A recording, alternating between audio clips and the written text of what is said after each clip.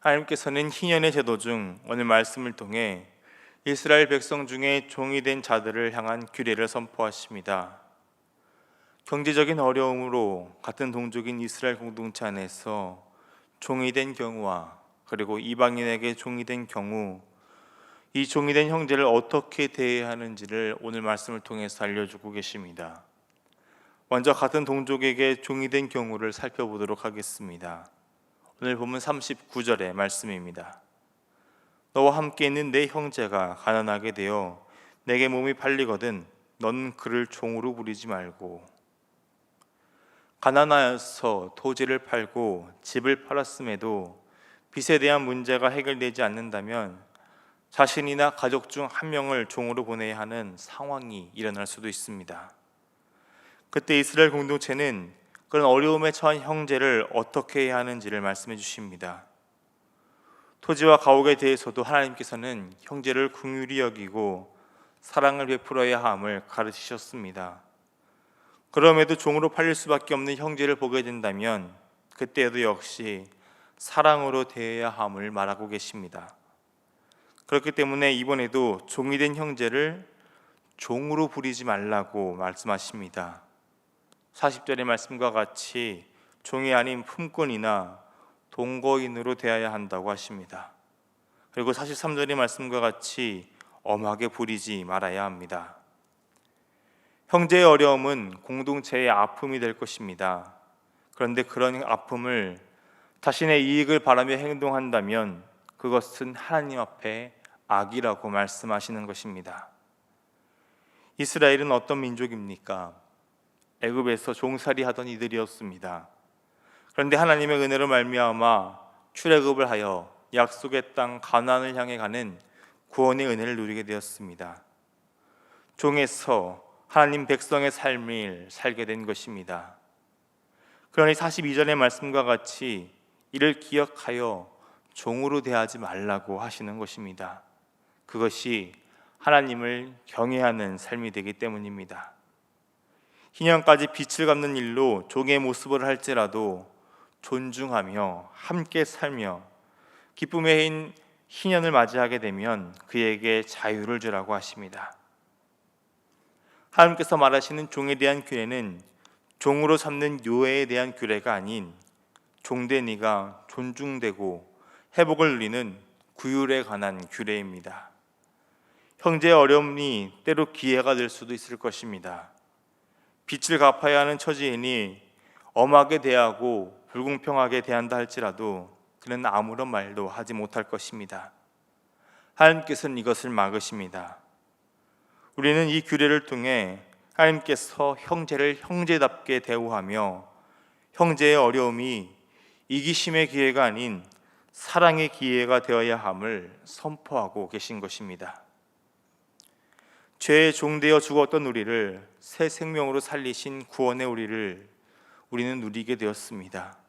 그러니 우리 또한 그 사랑을 입은 자답게 서로를 존중하며 사랑으로 대하는 모습을 통해 하나님을 경외하는 자가 되어야 할 것을 오늘 말씀을 통해서도 선포하고 계신 것입니다. 계속해서 하나님은 그럼에도 종을 두어야 하는 경우를 44절부터 46절의 말씀으로 선포하십니다. 동족 이스라엘이 아닌 이방인 중에서 취하라고 명령하고 계십니다. 오늘 우리가 살고 있는 현대인의 시선으로 본다면 차별적인 말씀으로 느껴질 수 있습니다. 동족은 종으로 삼으면 안 되지만 애국인은 된다면 말입니다. 이것은 현대의 제도로 이 문제를 보기 때문에 그렇습니다. 신약으로 넘어와 바울의 경우에서도 노예 제도에 대해서 바울은 부정하지 않고 있습니다. 그저 종과 상전으로서 어떻게 그리스도인으로 살아야 하는지에 대해서만 선포하고 있습니다. 이것은 하나님의 관심이 제도가 아니라 사람에게 맞춰져 있기 때문입니다. 하나님의 백성으로 하나님의 뜻에 맞추어 살아가게 된다면 그 시대를 간통하는 제도를 할지라도 악용하기보다는 선하게 사용될 것입니다. 종에 관한 것에서도 주인된 자가 하나님의 긍휼과 자비의 마음을 품고 그를 함께하는 자, 동거인으로 대한다면 하나님께서 소중하게 창조하시고 구원하신 한 사람의 형제로 보게 될 것입니다. 그리고 도리어 종을 희년과 안식마다 자유를 주는 법은 그 시대를 초월하는 아주 혁신적인 법률입니다. 당시 왕의 대사면으로 인해 종에서 자유케 되는 일은 있었지만 이것이 제도화된 것은 없었기 때문입니다. 이제 하나님께서는 이렇게 이스라엘 동족에게 종이 된 자들에 대해서 선포하신 다음 이방인에게 종이 된 형제들에 대한 규례를 선포하시며 희년 제도를 마무리하고 계십니다. 47절의 말씀을 보겠습니다. 만일 너와 함께 있는 거류민이나 동거인은 부유하게 되고 그와 함께 있는 내 형제는 가난하게 되므로 그가 너와 함께 있는 거류민이나 동거인 또는 거류민의 가족의 후손에게 팔리면, 앞서서의 경우보다 더 심각한 경우입니다. 이스라엘 가운데 함께 있는 거류민과 동거인, 즉 이방인이 부유하게 되어 이스라엘 형제가 종이 되어버린 경우입니다. 형제가 이방인의 종이 될 지경에 처해 있는데도 불구하고 이스라엘 공동체가 그 형제를 보살피는 일을 힘을 다하지 못하기 때문에 벌어진 일이라고 보는 것입니다. 그렇기 때문에 혹여 이런 일이 생긴다면 기업 물을 자 중에서 그 일을 힘을 다해 이무를 다하라고 명령하고 계십니다. 48절부터 52절의 말씀은 토지를 무르는 규례와 같이 희년의 규례를 따라 이방인에게 종든 일을 속량할 것을 명령하시는 하나님의 말씀이 기록되어 있습니다. 이방인의 종이 되지 않도록 돌봄의 책임이 있음을 깨닫고 미처 돌보지 못했음을 회개하며 온 힘을 다해 이 고엘 지도를 통해서 되돌려야 한다는 것을 규례로 남기고 계십니다. 또한 하나님께서는 이스라엘 공동체 가운데 함께 사는 이방인들에게도 규례를 주고 계십니다. 53절의 말씀입니다. 주인은 그를 매년의 사건과 같이 여기고 내 목전에서 엄하게 부리지 말지니라. 이스라엘 공동체 안에, 즉 희년의 공동체 안에 함께 사는 이들에게 비록 이방인이라 할지라도 하나님의 뜻에 따라 살아갈 것을 명령하고 계십니다. 속량의 규례를 따르며 희년이 되면 자유를 허락하라고 하십니다. 하나님의 자비하심에 따라 공동체 가운데 살아가며 하나님의 뜻을 따르며 살아가야 한다는 것입니다. 그리고 그렇게 살아야 하는 이유를 하나님께서는 오늘 본문 55절의 말씀으로 선포하고 계십니다. 55절의 말씀입니다. 이스라엘 자손은 나의 종들이 됨이라. 그들은 내가 애굽 땅에서 인도해낸 내 종이요 나는 너희의 하나님 여호와이니라. 하나님께서는 이 모든 것의 이유를 이스라엘 백성은 하나님께서 애굽에서 구원하신 이들로 하나님의 종이기 때문이라고 말씀하십니다.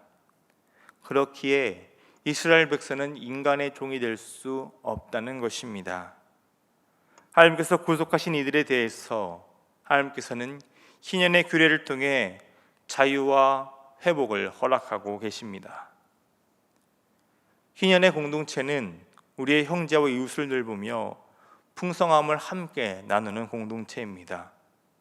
하나님께서 이스라엘 백성을 이렇게 희년의 공동체로 부르셨듯이 오늘 우리 또한 이 희년의 기쁨과 회복을 함께 나누는 공동체로 부르셨습니다. 하나님의 사랑을 따라 우리의 형제와 이웃에 처한 어려움이 마치 우리 자신의 어려움인 것처럼 여기며 온 힘을 다해 섬김으로 돌봐야 될 책임이 우리에게 있다는 것입니다. 우리는 하나님께 속한 자들입니다. 하나님 안에서 우리 모두는 소중한 자녀이며 한 형제임을 오늘 말씀을 통해서 기억해야겠습니다. 그렇게 우리는 서로를 존중하며 동일한 모습으로 대해야 됩니다.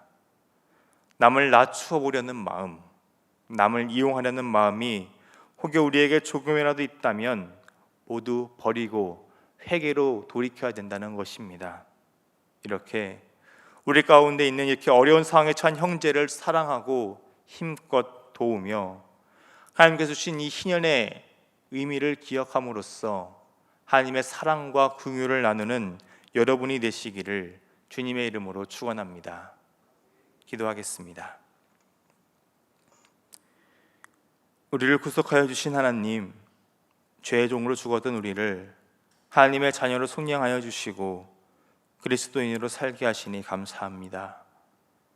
어려움에 처한 우리를 구원하신 하나님의 뜻을 따라 우리 또한 희년의 공동체로 살아가며 형제를 사랑하고 돕는 하나님의 백성으로서 살게 하여 주옵소서.